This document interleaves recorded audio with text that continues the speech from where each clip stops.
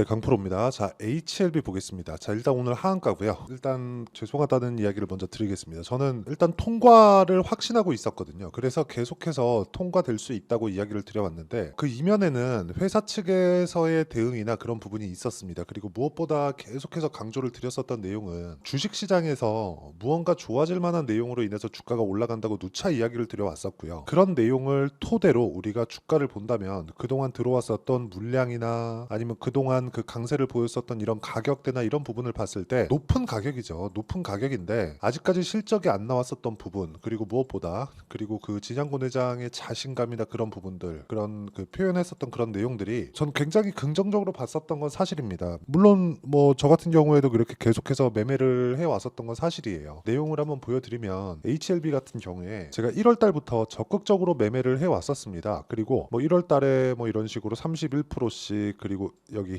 2월 말 그리고 3월 달 하면서 한 18% 정도의 추가적으로 수익을 낸 부분이 있고요. 그리고 여기 한 3월 달부터 3월 말까지 해서 한 13% 정도의 수익 내고, 그리고 그 다음에 그쵸, 한 4에서 5% 정도, 그쵸, 4.5% 정도 수익을 내고 여기 5월 초에 매도하고 나왔습니다. 그리고 나서 저는 확인을 해야 된다고 이야기를 계속 드려왔었잖아요. 제가 그 말씀 드릴게요. 저는 일단 통과에 대해서는 뭐 확신을 하고 있었습니다. 근데 매매 관점으로 봤을 때는 우리가 확인해야 되는 내용이 필요하다고 이야기를 누차 드려왔었고 지금도 마찬가지라는 겁니다. 근데 제가 이야기를 드리고자 하는 건 여기 이 내용입니다. 자, 진양곤 회장 간암신약 미국 FDA 승인 불발 보안 요구했다. 자, 그리고 무엇보다 리보세라닙에 대한 문제가 아니다. 그리고 항서제약 쪽에서 나온 그쵸, 감렐리주마 이쪽에서의 문제가 발생했고, 근데 오히려 항서제약은 주가가 큰 영향이 없습니다. 이게 그럴 수밖에 없는 게 HLB 같은 경우에는 리보세라닙이 그냥 영혼의 한방이고요.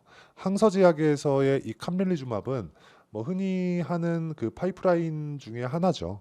뭐 그런 영향으로 보시면 될 것 같습니다. 일단 뭐 항서제약 주가도 한번 보고 이야기를 드리겠습니다. 장 초반하고는 다르게 소폭 내리는 그런 상황인데 어쨌든 뭐 보합권에서 등락을 주고 있고, 항서제약이 지금 가지고 있는 일단 그 진양곤 회장의 말은 그래요. 캄렐리주맙에 대한 문제다. 리보세라닙에 대해서 문제가 없고 항서제약 측에서 보완 요청을 받아들여서 일단 한 6개월 정도 기간이 있다. 뭐 그렇게 이야기를 했는데 진짜 저는 그렇게 생각합니다. 일단 회사에서 참 과연 몰랐을까 하는 좀 그런 생각이 있고요. 그리고 그동안 여러 가지 이야기들이 있었단 말이죠. 여기 보면 간암신약 FDA 본심사 관련 유튜브 방송 관련 공지 이것도 보고 왔는데 요거를 다른 그 영상이나 방송에서 틀면 안 된다고 하더라고요. 그래갖고 제가 요 내용, 그쵸, 요 내용 일단 공지를 해드리고, 내용 그렇습니다. 간암신약의 FDA 신약허가 본심사 결과와 관련하여 8시 50분 장 시작 전이에요. 유튜브 채널을 통해서 주요 내용을 알리고자 하오니 주주님들께서는 이를 참고해 주시길 바랍니다. 이게 안 되는 상황에서는 욕을 먹을 수밖에 없는 게, 저는 이 진양곤 회장이 가장 빠른 선택을 한 거라고 생각합니다. 일단 알려야 됐고, 그 알려야 되는 내용에서 그쵸, 어떤 뭐 미디어나 뭐 매체를 통해서 알리게 되면 작성하는데 시간이 걸리고 노출되는데 시간이 걸리니까 유튜브에다가 바로 공개를 한 거죠. 그런데 진양곤 회장이 그 기간 동안에 내용이 이렇게 계속해서 진행이 돼 왔었거든요. 뭐 파이널 리뷰, 그리고 뭐 중간중간에 뭐 한 3월 달 정도에 있었던 뭐 이런 급락 구간, 이 구간에서 그쵸, 계속해서 뭐 민원을 넣고 뭐 전자투표를 해달라 여러 가지 내용들이 있었는데, 어쨌든 지금은 결과가 나옴으로 해서 일단락이 된 그런 상황이고요. 기대감이 있었던 만큼, 그리고 지금은 실망감도 큰 그런 상황입니다. 지금 내용을 보면 일단 하한가의 잔량이 2,300만 주 정도가 있습니다. 그러면 여기서 어쨌든 간에 기술적인 내용으로 봐야 될 수밖에 없는 그런 상황이 됐고요. 제가 이야기를 드리고자 하는 내용은 한 가지 내용밖에 없습니다. 주식시장은 미래 가치를 가격이 먼저 반영하고요. 가격이 먼저 반영한 그 이후에는 그쵸, 무조건 실적에 대한 확인이 필요합니다. 그래서 저는 FDA에 대한 승인, 그쵸, 이 관련된 내용보다 더 중요한 게 진양곤 회장이 이야기를 했었던 흑자 전환에 대한 큰 그림, 이걸 9월 3일이나 9월 6일로 맞춰서 진행하고 있다고 이야기를 했는데, 이 부분에 대한 내용이 이제는 불확실해진 게 맞습니다. 그런데 주가가 한번 이렇게 흔들고 나서 변동성이 아직 남아있는 상태이기 때문에 내가 나올 수 있는 전략을 세워야 되는 게 옳다. 일단 제가 뭐 회사 관계자도 아니고 그쵸? 뭐 내부에 뭐 전화한다 그래서 뭐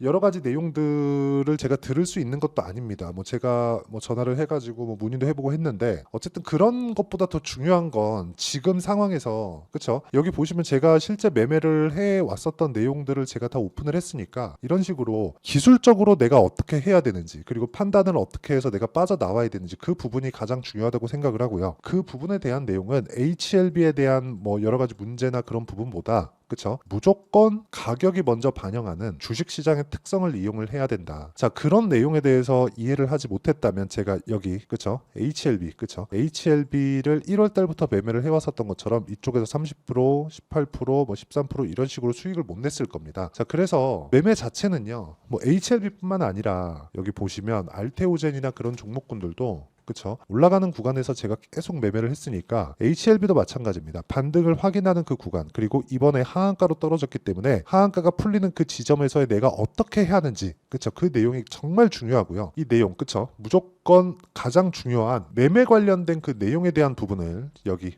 HLB의 가격과 단기 보유 전략 그쵸? 단기는 제가 2주라고 말씀드렸습니다. 그리고 하한가로 떨어졌는데 이 구간은 그렇게 오래 가는 게 아니에요. 절대 오래 안 갑니다. 이틀 그리고 이틀 한 반 그쵸? 하한가 개인적으로 다음 주 월요일 날에는 아마 하한가가 풀려서 진행이 될 겁니다. 뭐 그런 정도로 생각하고 있는 거지 이게 뭐 엄청난 문제점으로 돼서 아예 뭐 끝나거나 뭐 상장 폐지되거나 그런 상황은 아닌 거니까 이런 부분은 걱정을 안 하셔도 되고 하한가가 풀렸을 때 내가 어떻게 대응을 해야 되는지 그리고 하한가 풀리는 그런 방법들을 어떻게 내가 알고 준비를 해놔야 되는지 그 내용에 대한 부분을 제가 먼저 이야기를 해드릴 테니까 구독과 좋아요 눌러주시고요. 상단에 있는 전화번호로 HLB 자 HLB라고 문자 보내주시면 제가 가격 그리고 단기 보유 전략 무엇보다 하한가가 풀렸을 때의 탈출 전략을 이야기를 해드리고요. 무엇보다 그 지금 내용이 급하기 때문에 실시간 타점을 문자로 공유를 해드리도록 하겠습니다. 그러면 이렇게 제가 강조를 드리고 그리고 HLB를 어떻게 매매를 했는지까지 제가 이야기를 드렸었는데 이런 식으로 구간별로 내가 가격대를 보거나 뭐 상황을 체크하거나 그쵸? 어떤 식으로 해서 이렇게 매매가 되는 건지 그 내용부터 일단 보여드리면 제가 이런 내용들을 소통방에서 다 공유를 합니다. 자, 어저께 같은 경우에도 그래요. 여기 보시면요. 성우전자나 뭐 그런 종목들인데 전부 다 어떤 구간에서 제가 매매를 합니까? 신고가 구간. 그쵸?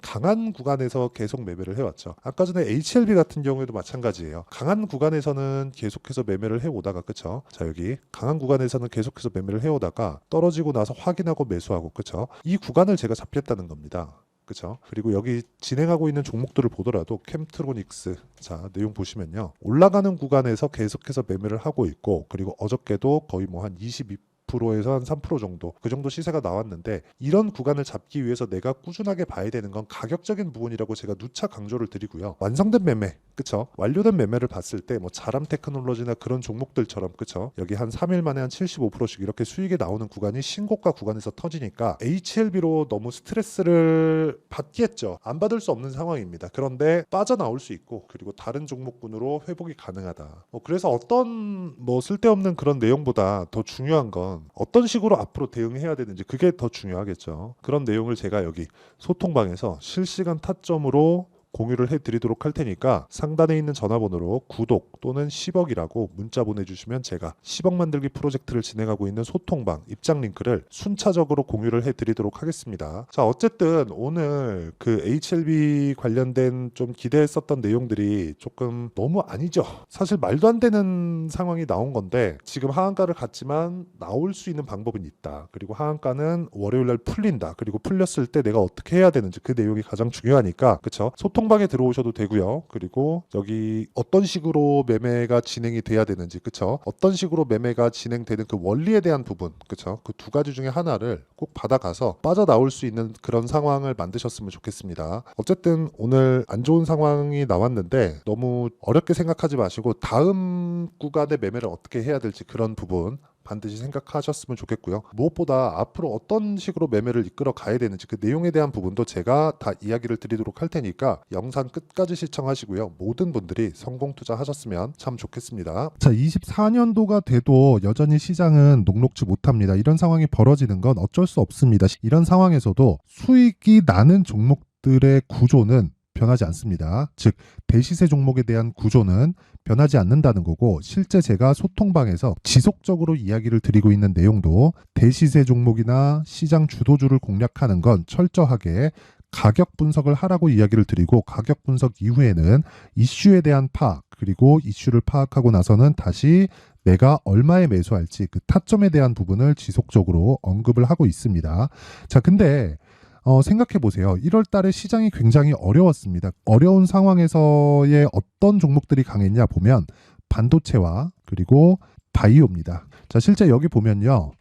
HLB에 제가 실제 매매한 내용을 띄워놓고 보여드리고 있는데, 1월 22일부터 매매를 시작해서 4일 동안 31%의 수익 마감이 됐고요. 그리고 여전히 신고가 종목입니다. 자, 그리고 그 다음 어보브 반도체, 이름을 보시다시피 반도체 종목이죠. 그리고 AI 반도체는 지속적으로 강세를 보이고 있습니다. 이 종목도 신고가를 먼저 달성한 이후에 제가 21%의 단기간에 21%의 큰 수익을 내고 마감이 됐습니다. 다시 재공략을 준비하고 있고, 이런 부분은 소통방에서 다 공유를 해드립니다. 자, 그리고 그 다음 코세스. 자, 코세스 같은 종목도 당연히 그쵸, 신고가 종목이고요. 그리고 반도체 종목입니다. 이 종목도 영업일 기준에서 이틀 동안 대략 한 15%의 수익 마감이 됐습니다. 내용을 한번 보시면 어떻습니까? HLB를 포함해서 뭐 30%, 20%, 뭐 15% 이런 식의 수익이 지속적으로 발생하고 있는데, 이 세 종목 모두 다 신고가 종목이고 1월 달에 시장이 약세를 보이고 있는 구간에서도 강했었던 그런 종목입니다. 특징점이 하나 있는데, 그 이슈에 앞서서 가격이 먼저 반영했다는 거죠. 자, 근데 그게 기업 밸류업 프로그램이라고 하죠. 그 종목들도 마찬가지입니다. 오늘은 그 부분에 대해서 이야기를 드릴 텐데, 그렇게 제가 가격을 먼저 보고 이슈에 대해서 파악하는 이유는 결과적으로는 큰 시세를 먹기 위한 사전 준비 작업입니다. 실제로 큰 시세를 먹기 위해서 사전 준비 작업을 했을 때 여기 레인보우 로보틱스 127%, 그리고 ISC 98%, 그리고 한미반도체 97%의 큰 수익을 내는 상황을 만들 수 있습니다. 어떤 식으로 소통방에서 진행됐는지, 그쵸? 그 상황을 제가 이야기를 드린 건데, 이런 상황도요, 당연히 신고가를 공략했을 때 가능한 겁니다. 자, 그러면 이번에도 마찬가지입니다. 그쵸? 정부 주도의 코리아 디스카운트 해소 방안이 2월 달에 발표를 하고요. 그리고 2월 달에 발표된 내용을 토대로 주가가 움직이는 게 아니라 이미 움직인 내용이 있죠. 실제 이 내용은 크게 중요한 게 아니라는 겁니다. 실제 움직인 내용을 보면, 자, 기아차입니다. 실제로 12월 달에 신고가를 만들어 놓고 정부에서 입김을 불어 넣으니까 순식간에 기아차를 포함해서 현대차 같은 거대 기업들의 주가가 2주도 채 되지 않아서 40% 정도의 큰 시세를 냅니다. 자, 그러면 우리는 어떤 종목을 봐야 될까요? 이슈를 파악해야 되는 것도 맞지만 철저하게 가격에 맞춰서 매매를 해야 되는 게 당연히 중요합니다. 정부가 주도하는 정책 방향이 있겠죠. 그 방향에 맞춰서 우리가 종목을 찾을 필요가 있다. 자, 그러면 답이 나왔습니다. 정부가 주도하는 방향에 맞춰서 제2의 기아차를 찾는 게 지금은 중요하다. 근데 정부 정책의 방향에 맞게 가자. 그랬을 때 앞서서 제가 보여드렸었던 내용인 여기 레인보우 로보틱스 127%, 그리고 ISC 98%, 그리고 한미반도체 97%와 같은 수익을 낼 수 있습니다. 물론 시간에 대한 부분은 최소 2주의 시간이 필요하고요. 그리고 최장 3개월 안에 끝내야 됩니다. 자, 기아차의 시세를 보셨던 것과 같이 2월 달에 정부 정책의 방향이 결정되고요. 바로 3월 달이면 시행입니다. 자, 그러면 우리는 거기에 맞춰서 당연히 종목을 찾아야 되고, 제가 제2의 기아차를 찾아놨습니다. 제가 아까 전에 소통방에서 이야기를 드렸었던 내용 다 공개를 해드렸는데, 그 내용처럼 종목만 받고 싶다 하시는 분들은요, 상단에 있는 제 전화번호로 대시세, 자, 대시세라고 문자를 보내주시면 정부 정책의 방향에 맞는 종목을 모든 분들에게 무료로 공개를 해드리도록 하겠습니다. 자, 제가 원하는 건 채널 성장이 목적입니다. 자, 그래서 구독과 좋아요 꼭 좀 부탁드리고요. 모든 분들이 정부 정책에 맞는 방향으로 매매를 이어가서 큰 수익 보셨으면 좋겠습니다.